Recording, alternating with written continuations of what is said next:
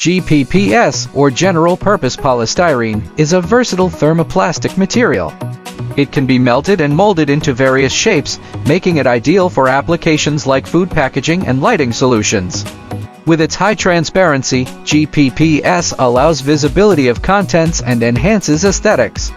It also offers rigidity, adding strength to toys and appliances. The material's dimensional stability ensures long-lasting molded shapes. GPPS exhibits excellent electrical insulation properties, suitable for electrical components. Its affordability makes it popular across industries.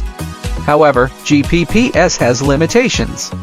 It can be brittle with low impact strength, making it less resistant to heavy impacts. UV radiation can cause degradation over time. When considering GPPS, it's important to assess its strengths and weaknesses and select the appropriate grade for optimal results.